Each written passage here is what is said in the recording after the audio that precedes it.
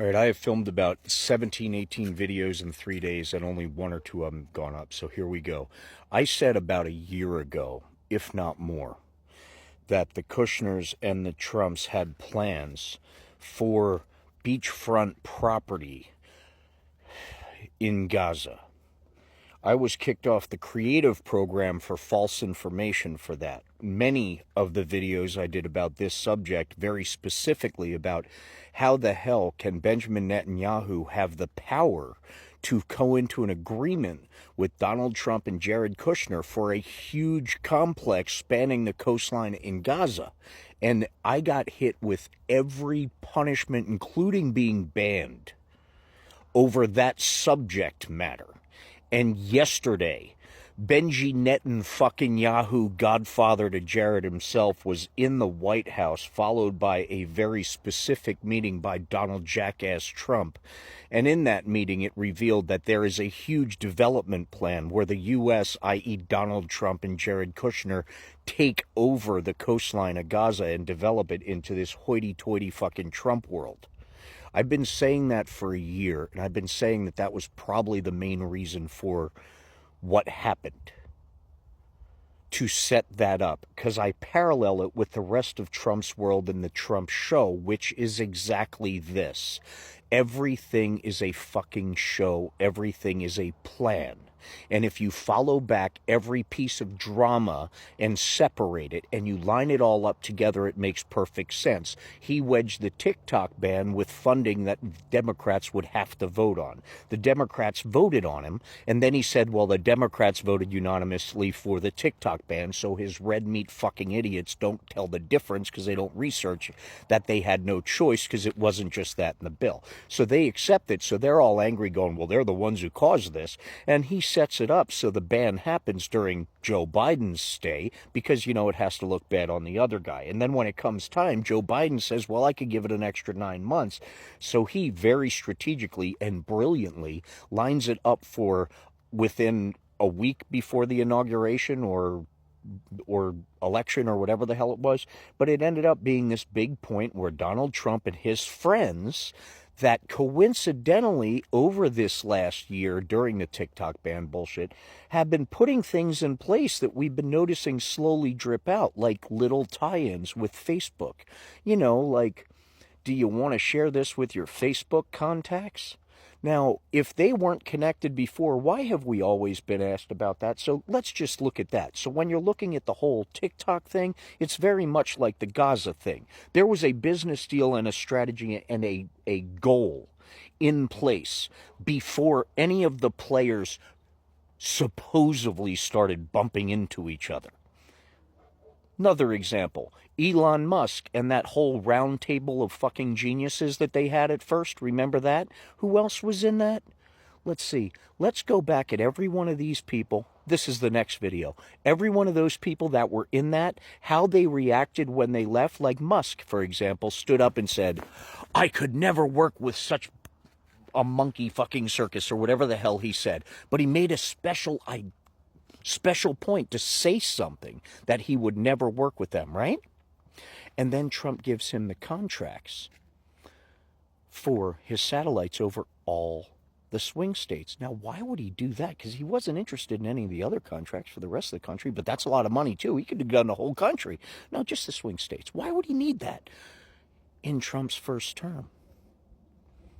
Why would that be needed? Oh, yeah, because 2020 didn't work. So Executive Order 13848 that was actually put in place to make Joe Biden and go after Joe with all the accusations for 2020 that they threw at the Democrats and Joe Biden. Remember, he stole the election. They beamed up to a satellite the numbers and they changed the votes and beamed it down. Remember all that? Marjorie Taylor Greene, all those little things. Remember all those little points? Remember what they accused us of?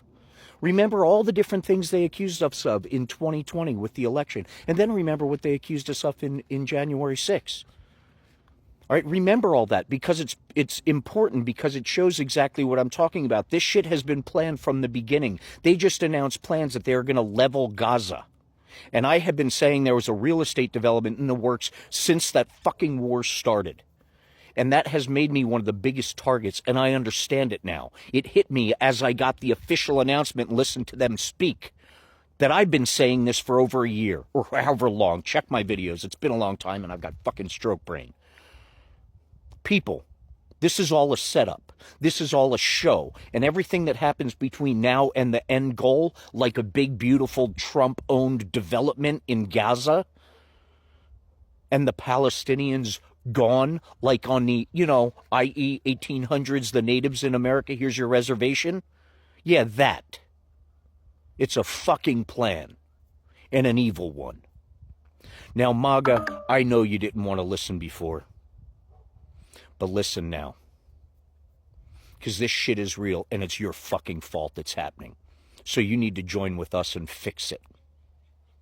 Because Elon Musk, an unelected, unofficial official, has access to every payment of every government program going in or out, including your disability, your grandma's disability, payments to medical for every citizen in this country, everyone's personal information.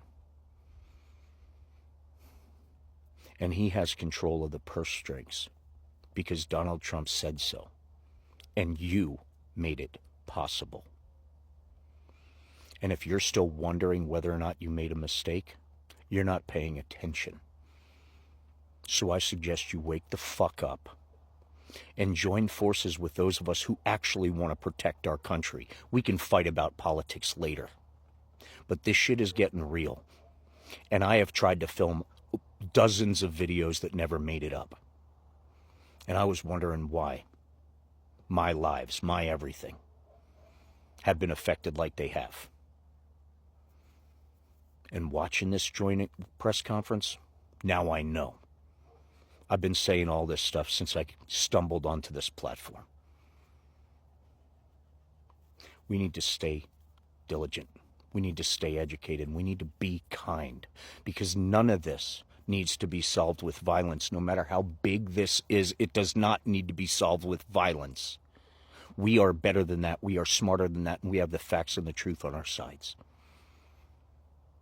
So be smart, be peaceful, and protect this country, which means protecting each other. Just because you don't see the attack doesn't mean it's not happening. Just because you don't see the lies doesn't mean they're not lies. You had faith in someone and you made a wrong choice. We can forgive you. Let's fix this. We'll talk about that later. But we need to fix this now. So community up. Join your organizations. Follow your content creators that are speaking from their hearts, that are speaking the truth, that are speaking for you. And don't lose track of them. Follow them on every platform. Make friends with them. Send them whatever the hell you can to help them keep going. Because we are united the way we're supposed to be. Some people just need to wake the fuck up and figure that out. Now is your time, Republicans. Because you did this. God bless. We will all make it through this together. We don't have to agree on everything, except the simple fact that we're all Americans.